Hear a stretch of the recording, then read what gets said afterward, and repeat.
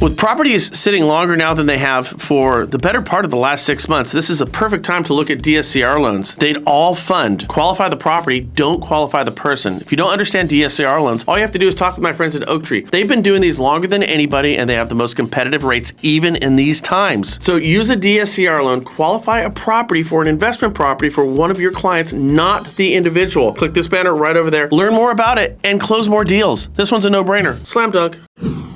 Now, I'm saying we need interest rates in the high teens. What do you guys think about that? That's what I think we need. We need the Fannie Mae 30-year fixed rate average to be right around 18%, and I think that might actually solve everything. You think I'm joking, do you? What if I were to tell you that we have a precedent that suggests this move would actually fix our problem? Now, you think I'm lying? Well, just sit back and let me explain this to you. Inflation is at an astounding 41-year high. For now, it could get worse. Think about it. All the professional prognosticators said inflation would come in around 8 point something, right? Nobody said it was going to come in over 9%, yet here we are. Now that tells me that the pros don't really have a handle on our situation. 41 years. That puts us right around 1981, doesn't it? Now back then in 81, unemployment during the 81-82 recession was widespread, but manufacturing, construction, and the auto industries were particularly affected. Although goods produced accounted for only 30% of the total employment at the time, they suffered 90% job losses in 1982, an astounding number. Here's where it all comes home to roost. 3/4 of all jobs lost in the goods producing sector were in manufacturing and the residential construction industry, and manufacturers ended the year with 22% and 24% unemployment respectively. They had a problem building enough homes. And manufacturing was shot in the rear, so limited supply for massive demand in goods and housing led to inflation. In 1981 now, not now, but does it sound familiar? Oh yeah, and if not, they also had this. People are very desperate. They depend an awful lot upon their cars, and it seems to be no limit to how far they'll go to keep driving that car. I thought my husband would be able to get gas. He came here at 20 after 5. Now, does that sound familiar? It's kind of like that song. Yeah, Deja Vu. Deja vu, I've just been in this place before. Higher on the street. A song by Dionne Warwick, which coincidentally came in 1979, the year that started the 1981 inflation and rate meltdown. Your love, like a love I used to know. Anyways, back to the point at hand. 1981, inflation, not building homes, manufacturing slows down, mass unemployment, and out of control gas prices, just like today.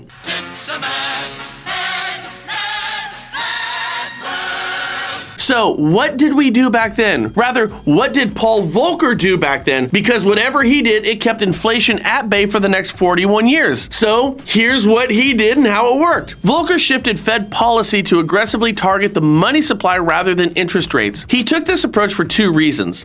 First, mounting inflation made it difficult to know which interest rates targets were appropriately tied. While the nominal rates the Fed targeted could be quite high, the real interest rates, that is, the effective interest rate after adjusting for inflation, could still be quite low due to the expectation of inflation. Now, second, the new policy was meant to signal to the public that the Fed was serious about low inflation, just like they're doing right now, guys. The expectation of low inflation was important, as current inflation is driven in part by expectations of future inflation. Now, understand this. The Fed right now is trying to let you know they're serious, but they ain't doing it like Volcker did it. Now, here's the kicker. Volcker's first attempt to lower inflation and inflationary expectation proved to be insufficient. The credit control program initiated in March 1980 by the Carter administration precipitated a sharp recession. As unemployment mounted, the Fed eased up an action reminiscent of the stop-and-go policies the public had come to expect. In late 1980 and early 81, the Fed once again tightened the money supply, allowing the Fed fund rate to approach 20%. Despite this, long-run interest rates continue to rise. So we could sit in the 4, 5s, and 6 and freak out. Volcker brought it to 20. So tighten the money supply, like the Fed is now doing, lowering their balance sheet and raising the Fed fund rate. But they need to do it to near 20, don't they? He didn't raise the Fed fund rate by a percentage point here or there or 3/4. No, nothing like that. He raised it by 4 and 5% at a time. Get out of the way, because old Volcker took the inflation bull by the horns and brought it and our economy to its knees. He put us in the 1981 recession with these moves that he took, but was that a reasonable price to pay to rein in inflation? inflation? Well, as far as mortgages go at the time, here's a graph of interest rates. See that high point right there, like the highest one? That's 1981. The closest here to what we're experiencing right now in terms of inflation. In 1981, the 30-year fixed rate was north of 18% and the Fed fund rate was 20%. Inflation was at its highest level ever until now, yet it was Volcker's moves that ultimately fixed the economy. Quote, ultimately, this persistence paid off. By October 1982, inflation had fallen to 5% and long-run interest rates began to decline. The Fed allowed the federal fund rate to fall back to 9% and unemployment declined quickly from its peak of nearly 11% at the end of 1982 to 8% 1 year later. Volcker put inflation to bed for 41 years with his very bold and strong moves. 41 years until now. So when I see what's going on with the Fed and everybody complaining, I say, stop it, all of you. You got it easy. If Volcker was here today, he'd take out his flamethrower and deal with this in one fell swoop. None of this dillying and dallying around like the current Fed. So yeah, maybe we do need 18% mortgage rates for a moment. What do you guys think? Let me know down below. Make it a great day.